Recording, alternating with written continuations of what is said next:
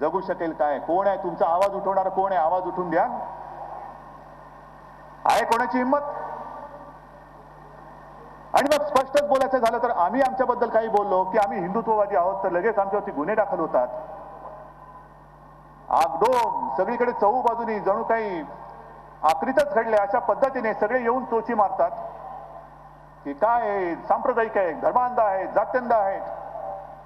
मग एवढी आग पकड त्या ओवेसी वरती करण्याची हिंमत का झाली नाही तुमची? ओवेसी बद्दल का बोलला नाही? का दात खेळ बसली? पलीकडनं कोणीतरी काहीतरी बोललं आणि आम्ही आपलं निमूटपणे ऐकून घ्यायचं. आमचा आवाज जर का काही उठवायला गेलो तर आमच्यावरती गुन्हे दाखल करायचे. एवढे आम्ही शंड झालेलो नाहीत. आमचा आवाज हा आवाजच आहे आणि आवाज आम्ही उठवणारच. कोणी जर का हिंमत असेल तर मध्ये येऊन पाहावं. पण हे चहू बाजूने आपण सगळे घेरले जातो आहोत. उगाचच नाही आरपीआय आपल्या सोबत आलेले, उगाचच नाही शेतकरी संघटना आपल्या सोबत आलेले, महादेव जानकर सुद्धा उगाचच आलेले नाहीये. संपूर्ण सगळ्या थरामध्ये, सगळ्या समाजामध्ये कोणताही तुम्ही एक मतदार घ्या, किंबहुना मी तर म्हणतोय की मुद्दामून काँग्रेसवाल्याच्या घरी जा, मुद्दामून राष्ट्रवादीवाल्याच्या घरी जा आणि त्यांना विचारा, माता भगिनींनी जावं आणि त्यांच्या मतदार असलेल्या माता भगिनींना विचारावं की काय ग ताई, मला घरामध्ये गॅस सिलेंडर एवढ्याला पडतो, तुला स्वस्तात मिळत असेल ना, कारण तू राष्ट्रवादीची मतदार आहेस. हा विचारा त्यांना, काय ग ताई, रेशनवरती मला असं सडकं नाश्तं धान्य मिळतं, तुला तर चांगलं मिळत असेल ना, बासमती मिळत असेल. विचारा. माझ्या मुलाला शाळेच्या ऍडमिशनसाठी एक तर डोनेशन द्यावी लागते आणि त्यातून मिळाले तर ऍडमिशन मिळते, पण तुझ्या तर घरी प्रिन्सिपल येत असतील ना अर्ज घेऊन. विचारा त्यांना.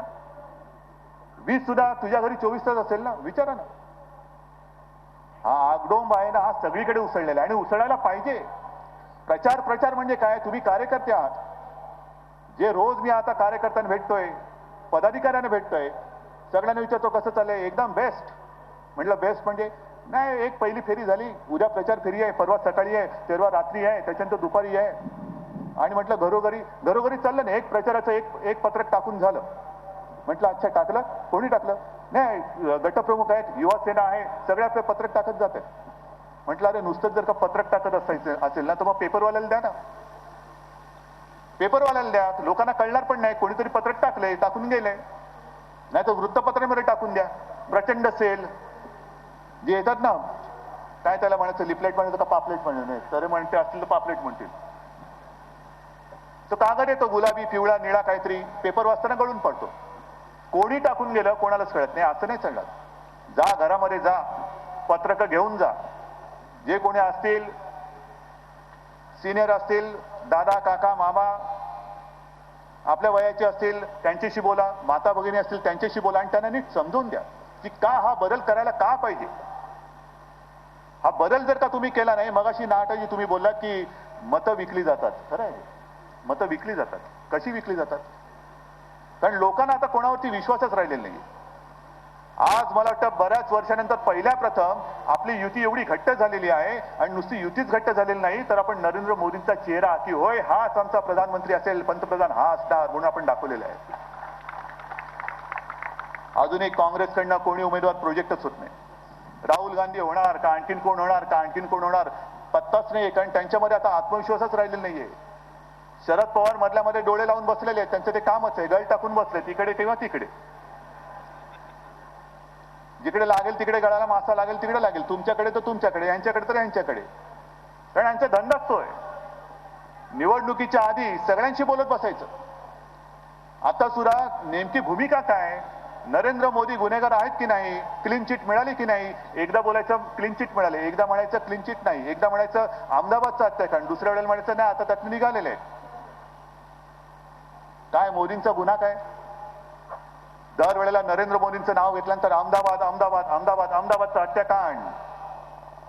ठीक आहे ना, अहमदाबादचं हत्याकांड आहे, घडलंय, पण त्याच्या आधी गोध्राचं हत्याकांड कोणी घडवलं? जर गोध्रा घडलं नसतं तर अहमदाबाद कसं घडलं असतं? तर अहमदाबाद कसं घडलं असतं? एक क्रिया आणि प्रतिक्रिया.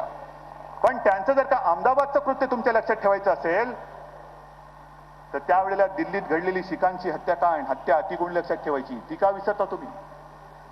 मुलायम सिंगने जे कार सेवक मारले, मुलायम सिंगचा पाठिंबा तुम्हाला केंद्रात चालू शकतो.